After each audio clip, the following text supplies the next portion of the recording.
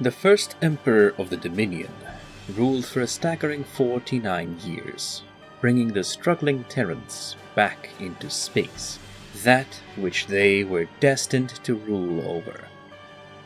Initial forays into the unknown, however, pointed to new discoveries which went either unnoticed or ignored before in the light of early conflicts.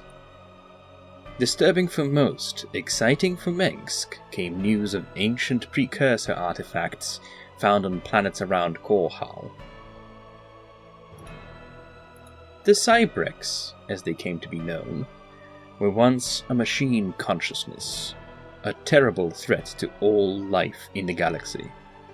In secret, Mengsk ordered his scientific corps to extensively study any Cybrex artifacts they would find. At first, this effort would be largely successful, but questions still remain, a final piece of this chthonic puzzle. Another enigma came about with the discovery of an alien vessel wreckage, utterly destroyed by some kind of heat weaponry.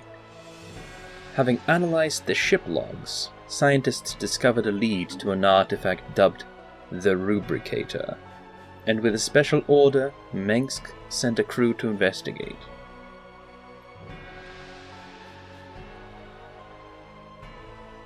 Several star systems away laid Umoja, the former capital of the damned Protectorate. Signs of battle indicated that Umojan Protectorate, however, was no more. After the system was reclaimed by Dominion, and of course a celebration held on all Dominion worlds, an excavation immediately began working to find the Rubricator among other relics possibly held by the Umojans. Sadly, most of the artifacts were destroyed or stolen, yet the Rubricator itself was ultimately found, together with the cause of the alien vessel's tragic fate. A massive space behemoth, rivaled only by the Zerg Leviathan in its size, appeared suddenly, nearly destroying the excavation team with a single blast of its breath. While the scientists managed to escape, the dragon still holds the artifact, still out of Mengsk's reach, at least for the time being. While Mar Sara and Tarsonis were soon reclaimed, with rule of the Dominion established over both worlds again, many worlds still remain lost. The Dominion of Man would expand its influence much more carefully this time, establishing only outpost stations as far as possible. Exploring the galaxy along the lanes available to their hyperdrives, the Empire rapidly established a network of stations. Soon, this network would cover almost the entirety of the galactic western quadrant. In 2217, an unexpected crisis began with the discovery of terrazine-producing fauna on Tarsonis Prime. The terrazine emanations, first assumed to be mere pollen, quickly spread among the population. Initially, the effects of the pollen seemed positive. However, the lack of productivity was the first cause of concern.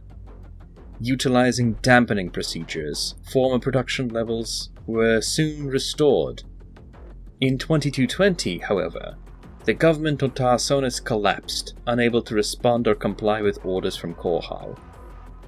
Attempts to restore government functions led to nothing, and drastic measures were installed. This is where the true nature of the intoxication was finally revealed after comparing the data with old terrazine study logs.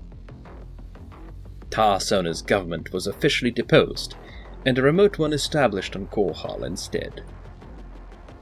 While initially met with skepticism, this initiative would soon prove to be effective, as by 2221 effects of the plant pollen were significantly lowered, and a year later control of the armed forces on the planet was re-established. Atmospheric purifiers did swift work of removing the plant from urban areas, and proliferation of terrazine would stop, at least for now.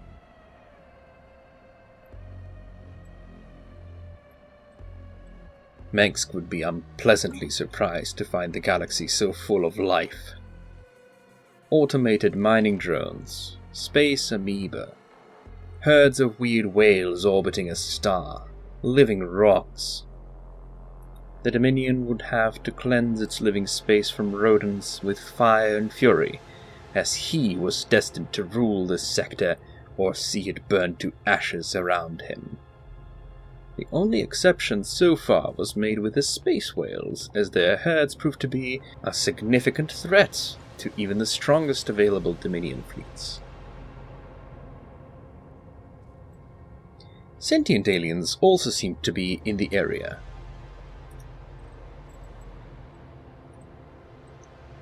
Merely 5 jumps from Core Hull itself, scouts stumbled upon an alien race and managed to capture a few specimens.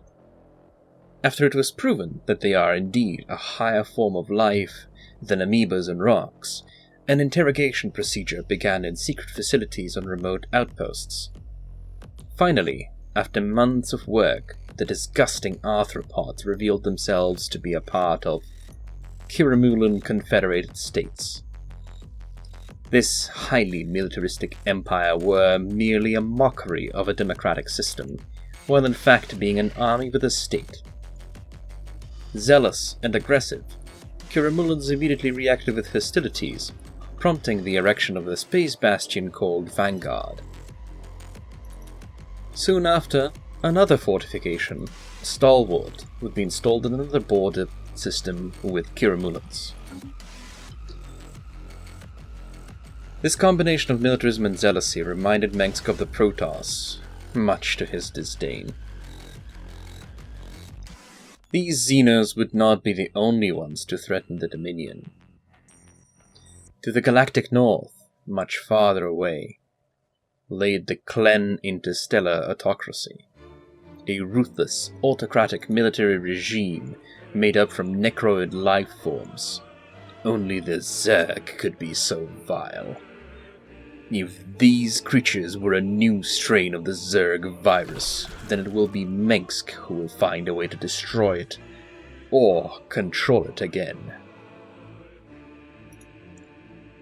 But not all Xenos would end up becoming a hostile force. Mengsk knew he really desperately needed at least some ally, or risk a two-front war with the Xenos, and he would not be taking second chances. Despite their hideous appearance, Athalids of the mercantile guilds quickly became allies of the Dominion.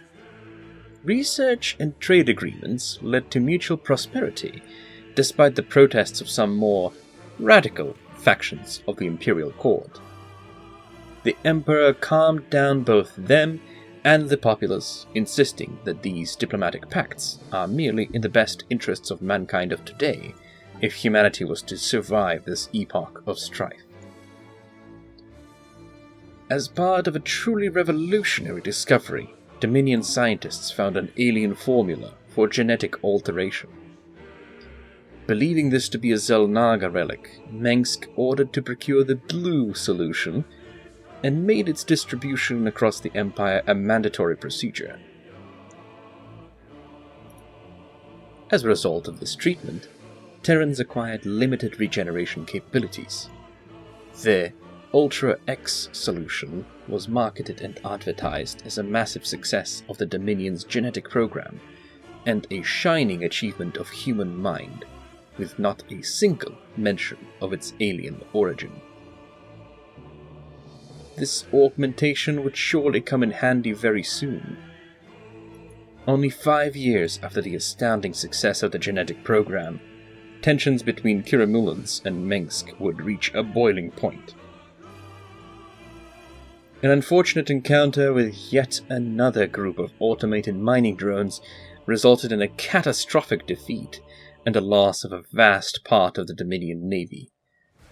This news immediately reached Commissary General Kul Amk through spies in high echelons of Dominion command. Without further delay, Kiramulans decided to strike, believing the Dominion to be at their point of weakness and in spite of any defensive pacts with the Athalids. Mengsk had to call upon the vast coffers of mining guilds, and they have provided. Sacrificing huge parts of the royal treasury was worth it. The materials provided were sufficient to refit, rebuild, and vastly expand the Dominion fleet. The first 2 years of the war saw only minor skirmishes in Kiramulan space, and just as the enemy fleets were spotted on approach vector towards Stalwart, Arcturus Mengsk died at the age of 92 years old, despite the augmented DNA. His body was found in his office, slummed to a strategic map of Koprula sector.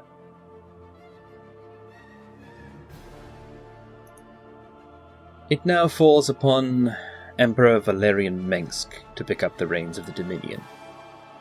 An expansionist with great connections among the mining guilds, he seeks to lead a spearhead invasion of Kiramulan space after destroying their approaching fleets. He doesn't seem to be impressed by the strength of his allies, the Athalids, but believes that they can at least serve as a suitable distraction. Already 71 years old, he does not expect to rule for long, only hoping that he can at least prepare his beloved daughter, Rehane, as much as possible. It is year 2249, and the Terran Dominion is under siege once again.